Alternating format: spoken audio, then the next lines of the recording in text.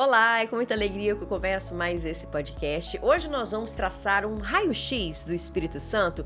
Vamos falar de um setor que representa quase 70% do PIB capixaba. São mais de 370 mil empresas. A gente quer trazer aí um termômetro de como vai o Espírito Santo no turismo, no comércio, no setor de serviços, que só cresce. Ficou curioso? Então vem comigo para esse bate-papo. Já segue a gente aí no YouTube, ativa o sininho para você receber as notificações e compartilha para todo mundo o nosso bate-papo. Pode rodar a vinheta. Audio Jungle.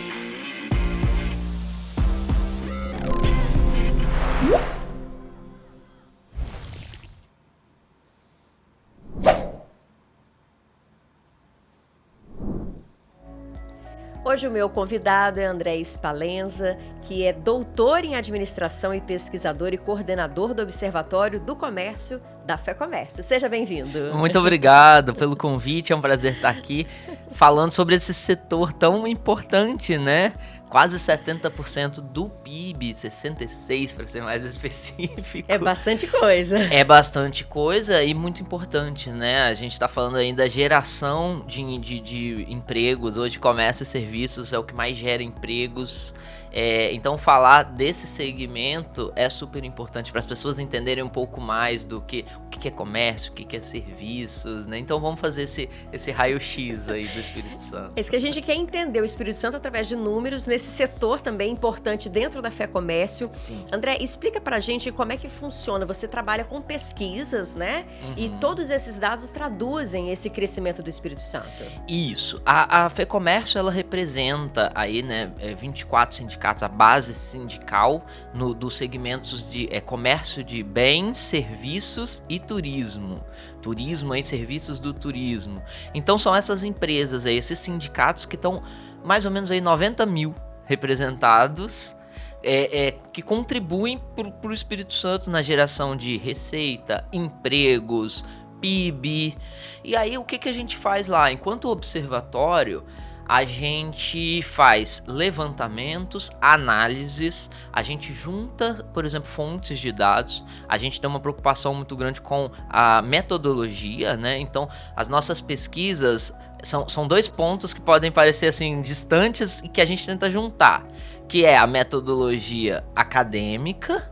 Então, nós somos acadêmicos, eu sou doutor, a minha equipe lá é também formada por mestres e doutores, porque tem que ter esse lastro, né, do que é pesquisa. E ao mesmo tempo, a gente tem uma preocupação muito grande de falar com as pessoas. Então, eu não posso escrever igual eu estou escrevendo um artigo. Então, a gente tem essa ideia de tradução. Então, lá no observatório, as nossas pesquisas elas são o seguinte: bases oficiais. Então, a gente analisa, descreve, extrapola. Por exemplo, quando a gente fala de movimentação financeira, então é um cálculo que a gente faz, um cálculo econômico, e aí a gente leva isso para as pessoas de forma comum, por exemplo, para a imprensa, quando eu vou lá no TN, Sim. quando a gente vai... Quando eu tô aqui, por exemplo, a gente está se comunicando com sociedade e empresários. Pessoas mais específicas que vão, por exemplo, acessar os nossos relatórios, acessar os nossos BIs, ou nos procurar também.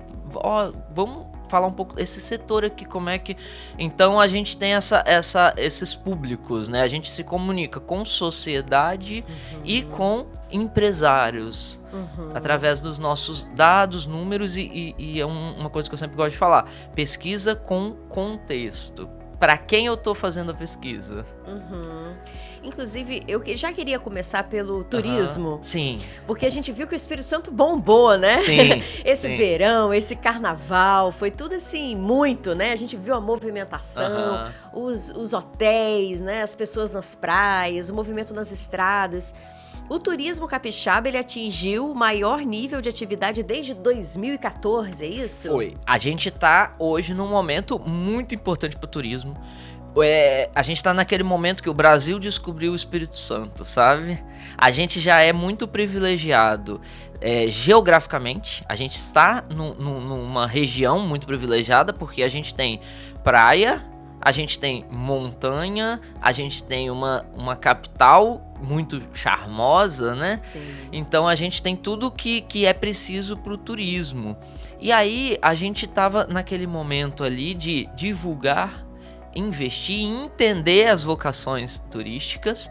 E aí então hoje a gente já consegue dizer que o Espírito Santo ele tá nesse caminho ainda, né? De divulgação, de captação, e você vê o crescimento tá aí. 2025 foi um ano extremamente importante, de grande crescimento. O carnaval desse ano também, um dos maiores patamares, com promessas de aumentar e ampliar para o ano que vem. Então a gente está acompanhando uma movimentação forte. A gente tem os desfiles das escolas uma semana antes Do Carnaval Nacional, do né? Carnaval Nacional, que tá super bonito e cada ano fica mais bonito. Verdade. E está atraindo uma parcela muito grande de pessoas que tá vindo pros nossos desfiles, é de fora do estado. Então o Espírito Santo ele entra na rota turística. E prova disso é o crescimento. O aeroporto em 2025, ele marcou todos os meses mais de 150 mil desembarques. Ou seja, é um número bem relevante. Ele tá aí num patamar altíssimo. Anterior a isso, a gente teve um pico ali por volta de 2013. Pro pessoal que tá ouvindo a gente, nessa época houve uma queda muito grande dos valores das passagens. E aí a gente teve um pico. Depois desse pico, a gente tá agora nesse maior patamar de desembarques. Mostra que o aeroporto tá crescendo, né? Ou seja, tá vindo gente. O que explica, então, toda essa movimentação no Espírito Santo desse ano? O que mudou para melhorar? Tá. Divulgação, quando a gente fala de turismo, e preparação. Aí a gente ainda tá nesse processo, né? E como é que o que a gente tá chamando de preparação? Qualificação profissional. A qualificação profissional, ela é super importante. A gente tem até um projeto lá de qualificar pessoas específicas. Por exemplo, serviços de bar, garçom. Um garçom, ele tem que estar treinado para atender o turista. E aí o comércio acompanhando também. Por quê? Em regiões que tem fluxo alto de turismo, de turistas vindo naquelas regiões. As lojas, por exemplo, que estão ali, elas têm que se adaptar. Questão de horários, questão de dias que abrem ou que não abrem. O turista quer chegar e comprar alguma coisa, né? Levar uma lembrancinha. Exatamente. Ou consumir mesmo. Por exemplo, um turista que vai para uma região e ele quer ir numa sorveteria, por exemplo. Então essa sorveteria tem que estar preparada pro turismo, para atender o turismo. E olha que interessante também, não é só serviços que entra nisso.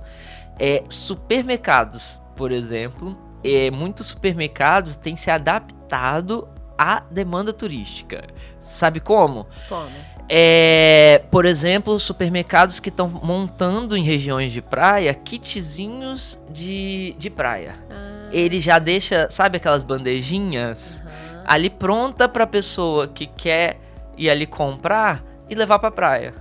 Ou que às vezes à noite quer ficar na hospedagem que ela tá, não quer sair, quer ficar por ali, então ela já compra o kitzinho pronto e já leva. De comida, no caso. De comida, né? Então, isso é o quê? Adaptação. Em muitos lugares tem supermercado, por exemplo, que tá mudando os horários para poder atender em regiões de forte turismo, né? Então, assim, é se adaptar. Então o mercado ele tá entendendo esse movimento, o Espírito Santo tá entendendo esse movimento e tá aí se adaptando. Por isso que a gente tem recebido cada vez mais turistas. Legal, porque nós já temos um estado lindo, né? Já. E estando mais ainda preparado, é sempre bacana. Sim. André, e o comércio varejista? A gente vê que tá em alta, porque tem mais lojas em bairros abrindo, toda hora a gente vê. Tem um dado até que as lojas de vestuário, no final de 2025, somaram mais de 22 bilhões no terceiro trimestre, é isso mesmo? A gente tem um movimento que, olha que interessante. O online, ele veio para ficar. Isso aí é inegável. Então, as empresas têm que se adaptar a essa realidade do online. Só que o online, ele não veio para excluir o físico. Tanto que o número que você trouxe aí, perfeito, lojas abrindo em bairro E aí a gente tá num ponto interessante. Essa coexistência online, físico. O físico, ele muda de forma. O que eu tô querendo dizer com isso? O mercado muda. Então hoje as pessoas buscam o quê? Experiências. Então, por exemplo, quando eu tô falando de uma loja de bairro, isso atrai, por exemplo, comodidade. Quando eu moro num bairro, eu desço da minha casa para ir para algum lugar, para ir na academia, por exemplo, e aí eu passo por uma loja ali que tá do meu lado, vou entrar para ver. E essa experiência. Então, por isso que as lojas, elas físicas, elas não vão deixar de existir e elas ganham um protagonismo aí ligados à experiência. É um produto novo que chega, uma vitrine nova, é um atendimento. Tudo isso em conjunto. O perfil do consumidor, ele tá mudando. A gente tá nesse processo, o perfil do consumidor. O que a gente valoriza? O que o consumidor valoriza hoje? Comodidade, facilidade e experiência. Então as lojas, os mercados, eles têm que entender esse perfil, entender que ele mudou. Não é só investir em diminuir custos, é investir o que a gente chama de servitização, é um termo, né? Só pra gente entender, servitização é o quê? Quando eu adiciono serviços a um produto. Quando eu entrego pro meu cliente experiência. Por isso que as lojas de bairro, por exemplo, estão ganhando esse protagonismo. Porque elas entregam pro consumidor ali o quê? Proximidade. E aí, junto com o atendimento. Então, é um segmento aí que está crescendo muito também do vestuário e calçados, né? Vestuário e calçados foi um segmento que 2025 ele teve um dos maiores crescimentos, com foco nas datas comemorativas, Natal, Dia das Crianças. No Dia das Crianças também deu um boom em vestuário e calçados e durante o ano de forma geral. Então a gente vê esse movimento, é um segmento que cresce e que tem que se estruturar para crescer. O que eu falei, não adianta só vender um produto, você tem que vender uma experiência. Então vamos supor que a pessoa tá vendo a gente aqui, tá com a ideia de montar a loja. Sim. E qual a dica que você daria para pessoa que vai abrir uma loja no seu bairro? Planejamento, e aí eu vou puxar um pouco para dados, né? Hoje é fundamental uma análise de mercado. Por exemplo, dos indicadores que a gente acompanha. Entender confiança, intenção de consumo das famílias, por exemplo, que é um indicador que a gente acompanha. Confiança do empresário, para entender como é que está mercado de consumo, expectativas de consumo. Importante entender inflação, né? Inflação que a gente chama de IPCA. Então, por quê? O IPCA, a inflação, ela diz o quanto os produtos estão ficando mais caros, o seu custo, do que você vai comprar. E, a partir daí, entender também mercado de trabalho. Por quê? Se eu tenho mercado de trabalho, eu tenho mais pessoas com renda disponível. Então, entender o contexto que você está. E aí, planejamento e implementação de um serviço que gere experiência. Então a gente vai mais ou menos nesse caminho. Se eu quero montar uma loja, eu preciso entender o mercado, né? E aí eu citei 3 indicadores principais aí pra gente entender o mercado, entender o meu negócio, o que eu tô vendendo e como é que eu vou me posicionar. Quem é o meu cliente? É muito importante isso. Quem é o meu cliente? Né? Se eu tô num bairro X, qual é a característica daquela população ali que tá ali em volta? Como que ela consome? Ou seja, não vai, talvez, trazer uma marca de luxo num bairro onde as pessoas não vão comprar. Exatamente, né? Isso é entender o cliente. E o contrário é a mesma coisa, A mesma né? coisa. Não adianta abrir uma loja com produtos chineses num bairro onde as pessoas procuram mais qualidade, vamos dizer assim. Exatamente. Então, é entender o mercado que eu tô. E aí, a partir desse entendimento, o que gera valor para o mercado? O que vai gerar valor para o meu cliente? O que ele vai se sentir? Por que ele vai vir comprar, né? É comodidade? É um bom serviço prestado? É muita variedade? Então, por isso que é muito importante. E hoje a gente tem uma concorrência muito alta, né? Isso que eu ia falar, que às vezes você tá num lugar, você vê uma loja de tal coisa, mais na frente tem outra loja, a concorrência ali, ela é saudável nesse caso? A concorrência, ela é inevitável. E ela não é só entre uma loja e outra, né? A globalização tá aí. Então eu tô concorrendo com a loja minha vizinha, tô concorrendo com a loja da internet, tô concorrendo com o Instagram, que tá o dia inteiro bombardeando a gente com promoções, e de lojas, por exemplo, que não são só do Espírito Santo, lojas de São Paulo. Então a concorrência hoje ela é inevitável. Mas qual o pulo do gato nesse caso? Tá. Aí é o ponto, entender quem é o meu cliente e investir nele. Por isso que, por exemplo, as lojas do bairro, quem que ela vai atender? Aquela pessoa que tá passando. E aí é entender quem que vai comprar aquilo e como que ela vai... como eu vou agradá-la, né? Como eu vou atraí-la. Por exemplo, tem lojas que vendem muito mais pelo Instagram, por exemplo. Então, investir em uma boa campanha de marketing digital. Tem lojas que vendem mais fisicamente. Então, investir em vitrines. Tem lojas que focam, por exemplo, em diversificar. Então, elas têm muitos produtos. Agora, tem umas que não focam em diversificar. Eu escolho ter 5 produtos que eu vou ser um melhor vendendo esses 5. Então é focar, é entender o diferencial de mercado. Quando a gente faz, por exemplo, análise de concorrência, né, indo um pouco para gestão agora, parar de tentar adivinhar o que o cliente quer e realmente saber o que ele quer. Pesquisa de mercado.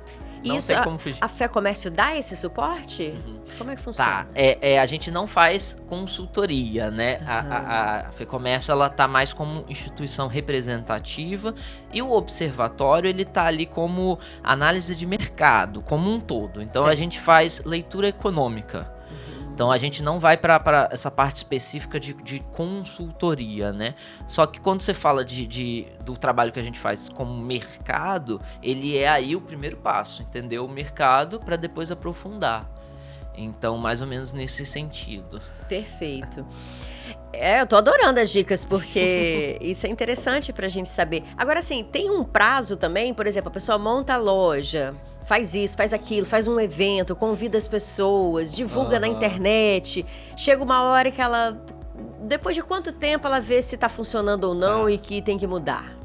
Não existe um tempo certo, né? Para cada tipo de negócio é um tempo diferente, mas aí entra também na questão do planejamento. Se eu faço um investimento, eu tenho que ter o tempo que eu espero que eu tenha o retorno dividido pelos meses ali. Então, mensalmente, quanto que eu tenho que ter de retorno para depois de 2 anos, por exemplo, eu recuperar o meu dinheiro.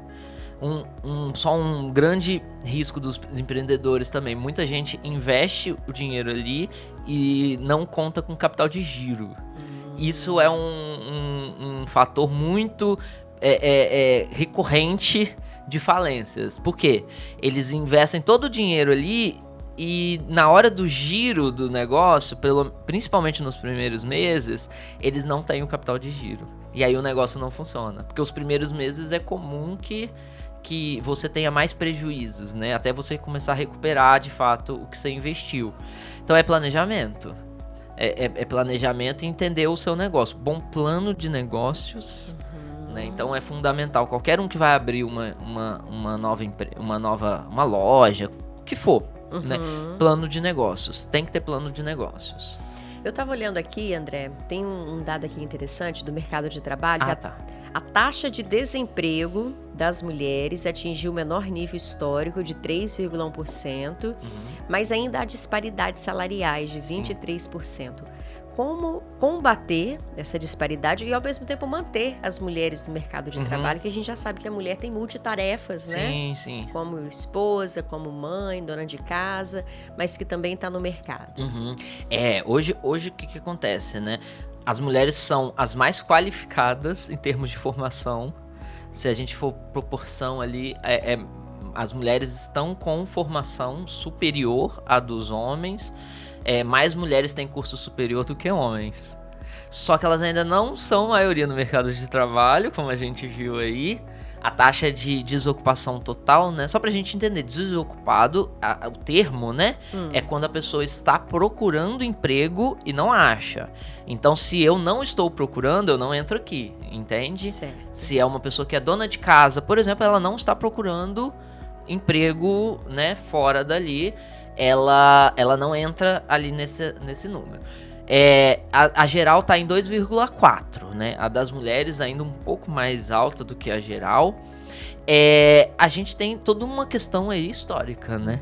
Que não dá pra gente ignorar. As mulheres, elas vêm conquistando muito espaço nos últimos anos, mas é toda uma construção histórica de muitos e muitos anos, que não é um passado tão distante, né? Em que se tinha essa cultura de que as mulheres ficavam em casa cuidando dos filhos enquanto os homens iam trabalhar. Então é uma cultura que tá mudando e tem que mudar, né? Hoje a gente já fala de divisão das tarefas, tanto fora na renda quanto doméstica, né? Então é uma cultura mesmo que tem que mudar, está mudando, a gente está vendo aí o quanto isso cresce, mas ainda a gente tá longe, né, da igualdade realmente, e o número tá aí. Você falou que as mulheres são as mais qualificadas, São. né? A Sim, mulher tem sim. esse diferencial de buscar aprender mais do que os homens, será?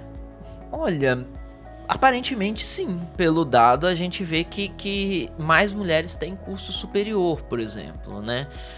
E também muito ligado às atividades braçais, que geralmente são executadas por homens e que não pedem curso superior, por exemplo. Então, muitos dos trabalhos braçais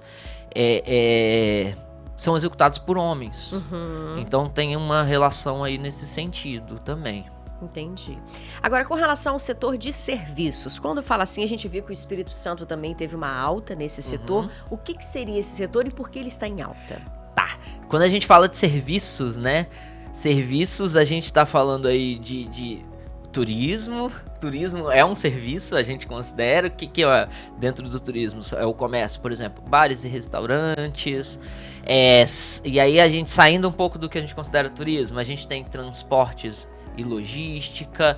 E aí hoje no Espírito Santo quando a gente fala de serviços, 2 segmentos eles têm se destacado muito. Um deles ligado ao turismo, que serviços prestados às famílias, que a gente chama. O que entra aí? Bares e restaurantes, alimentação fora do lar, entretenimento, que é ligado ao turismo diretamente. E o outro que é transporte e logística. O nosso estado ele tem se consolidado como um importante hub logístico. A gente tem aí o fluxo de importação e exportação aqui grande, né? Muitos produtos entram por aqui, a gente tem uma série de benefícios fiscais aqui no nosso estado, e a gente também é um hub devido ao nosso tamanho, né? A gente é um estado pequeno, e a gente é um dos poucos estados do Brasil que tem a integração entre os modais. Isso é um ponto interessante. Então a gente tem se destacado com transporte e logística, por exemplo. Tanto que transporte e logística é um dos segmentos que, quando a gente fala de serviço, em 2025 a gente está falando aí de 30 bilhões de reais movimentados aí. Então é um valor bastante expressivo no geral dos serviços, né? Consolidando aí o nosso estado como um polo logístico. Perfeito. Com relação à confiança, o índice de confiança do empresário, do comércio, se destaca no Sudeste. Por que há essa confiança tão grande? A gente sabe que o Espírito Santo, né, tem contas públicas com índice A em transparência, uma gestão também que já vem de anos aqui. Isso traz também tranquilidade para o empresário. Mas há também uma questão nacional, né, que às vezes interfere, juros altos, né? O empresário, o comerciante capixaba, ele continua com esse índice alto de confiança, por quê? Sim, olha que interessante, quando a gente fala de confiança do empresário, né? Hoje a gente tem, 2025 inteiro a gente passou acima da média do Brasil, acima da média nacional e acima da média do Sudeste. Se a gente for dividir esse índice, a gente tem aí Por exemplo, satisfação, né, com a empresa e com a economia, com as condições atuais, expectativas futuras, como eu vejo o futuro, tanto da minha empresa quanto da economia, e intenções de investimento. Como é que eu vou investir? Como é que eu me planejo para investir? Investir no meu próprio negócio e investir em capital humano, contratar pessoas. E aí a gente tem o subíndice, por exemplo, satisfação com as condições atuais. Ele, geralmente dos três, ele é o que menor marca ali, né? Só que a gente tem expectativa futura em alta e intenção de investimento em alta. Então, o empresário capixaba, ele é um empresário que, você pontuou muito bem aí, a questão dos juros altos, a gente tem um contexto nacional, a Selic está muito alta, mas a gente tem um empresário confiante no próprio negócio e com expectativas futuras. Se eu tenho expectativa futura, eu consigo contratar. E por isso eu consigo investir no meu próprio negócio. E aí olha que importante, como é que os indicadores eles se cruzam. A gente tem um outro indicador que é a intenção de consumo das famílias. Geralmente quando o consumo das famílias está em alta, confiança do empresário acompanha. Então, empresário, por exemplo, tem que acompanhar como é que está a intenção de consumo. As famílias estão com intenção de consumir, tá em alta, o que elas estão querendo consumir? Como é que elas estão se organizando aí para consumir? A partir daí, eu me organizo também, em questão de contratação, questão de investimento. Então a gente vê que o empresário capixaba, ele tá amadurecendo. Tanto o consumidor está amadurecendo nas decisões de consumo, quanto o empresário acompanhando esse movimento. Porque consumidor não existe sem empresa e a empresa não existe sem o consumidor. Então os dois têm que estar ali em sintonia, né? Para eu vender eu tenho que ter alguém para comprar, não é isso? Entendi. E para eu comprar eu também tenho que ter alguém para vender. Então por isso que é tão importante essa sintonia. Como é que tá o consumo? Como é que as famílias estão se organizando para consumir, por exemplo? A gente está vendo que o dado indica aí um número de divisões nas parcelas. As parcelas elas estão aumentando. A Mesmo média, com juros altos? as parcelas de dividir uma compra, por exemplo. Quando eu compro um produto que é sem juros, por exemplo, 6 vezes, então a gente observava que há 2 anos atrás, a média aí eram parcelas de 3 parcelas para produto, dependendo, uma média, né? Alguns mais, produtos mais caros mais, produtos mais baratos menos, mas aí uma média de 3 vezes a média de divisão. Hoje a gente já tá falando aí de 5 vezes, então as pessoas elas estão parcelando mais. Então o empresário precisa estar atento a esses movimentos. Então tá tendo mais parcelas, então eu tenho que ter condições de pagamento mais flexíveis, né? Então é importante o entendimento desse movimento que o empresário capixaba está amadurecendo nesse sentido. Você falou a questão de inadimplência, né? Tá. Como é que tá hoje? Eu vi um dado também recente, né, da FEComércio, que o número de endividados no Espírito Santo caiu, né? As famílias estão menos endividadas. Devido a quê, será? Tá. Aí vamos entender primeiro, para o nosso ouvinte aqui entender a diferença entre endividado e inadimplência, né? Quando a gente fala de endividado, qualquer um que tem um compromisso financeiro. Se eu tenho um cartão de crédito que eu vou pagar no próximo mês, eu tenho uma dívida. Certo. Porque eu não paguei ainda. Inadimplente é quando eu não pago essa dívida. O endividamento não é um problema. Eu posso dividir, né? O problema é quando eu não pago essa dívida. Tá. O endividamento no Espírito Santo ele é bem alto. A gente está em torno de 90%. Que a gente tem pessoas que têm algum compromisso financeiro, seja eles qual for, né? Cartão de crédito, um crediário, um carnê. Então, qualquer tipo de financiamento, né? Então a gente está aí em torno de 90% das pessoas têm algum tipo de compromisso. E aí a inadimplência acontece, né, quando a pessoa não paga esse compromisso, quando ela não arca com essa dívida, e essa dívida fica em atraso. Historicamente, a gente tem uma taxa alta de inadimplência aqui no estado.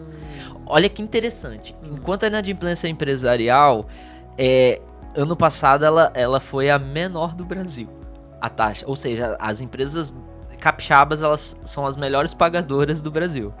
Agora, a inadimplência física, de pessoas físicas, a gente ainda está em alta, só que a gente está diminuindo. Então, isso é um sinal de consciência. Então, a gente tem que acompanhar esse indicador, esse é um indicador super importante, e a gente está observando uma queda gradativa. Ou seja, as pessoas estão conseguindo se organizar melhor financeiramente para caber nas parcelas, né? O 13º, por exemplo, ele é a gente sempre acompanha na época ali do final do ano, do 13º, a taxa de inadimplência ela cai, porque as pessoas usam uma parcela do 13º para cumprir com as dívidas em atraso. Que é a orientação, né, de muitos especialistas. Sim, é super importante. A orientação mesmo é não dever. Não se endividar. Não se dever. endividar pode. Não pode ficar inadimplente. Perfeito. Endividar é bom porque é confiança na economia. Porque se eu estou comprando em parcelas, é sinal que eu estou confiante na situação econômica. Então é importante, o parcelamento é importante. Agora não pode não pagar. André, você como capixaba, sim, como que você resumiria em algumas palavras o momento em que o Espírito Santo vive hoje? Hoje o Espírito Santo, ele está amadurecendo, ele está num grau de amadurecimento muito bom, muito propício. Por quê? Hoje a gente já consegue falar de economia diversificada, a gente já consegue trazer os sinais, por exemplo, para o interior do estado. Você tem grandes polos no interior. Então, quando um estado começa a sair da região metropolitana e leva desenvolvimento para o interior, o que a gente chama de interiorização, é sinal de amadurecimento. Então, o nosso estado hoje, ele está num momento muito propício e o que a gente precisa fazer? Aproveitar esse momento e continuar nesse caminho. Isso é uma estrutura, né? Não é em 5 anos que a gente...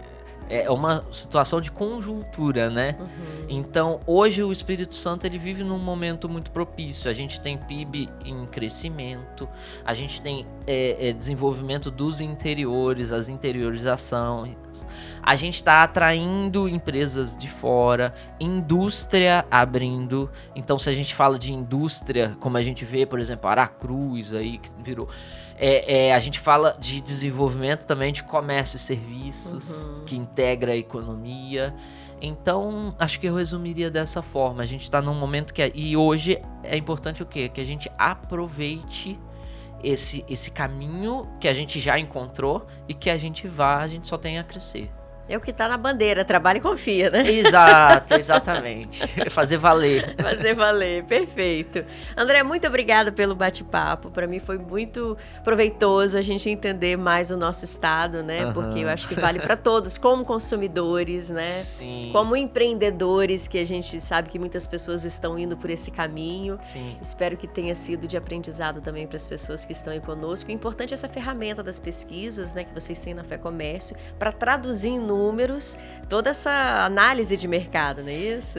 Sim, é um trabalho que a gente faz com bastante atenção, né, no sentido de um trabalho super importante que a gente está desenvolvendo lá enquanto observatório, que até então não existia, a gente não tinha um observatório voltado para comércio e serviços, né? Então a gente está lá nesse trabalho desde 2023, eu começo, né, como equipe técnica em 23 e hoje estou na frente lá do observatório.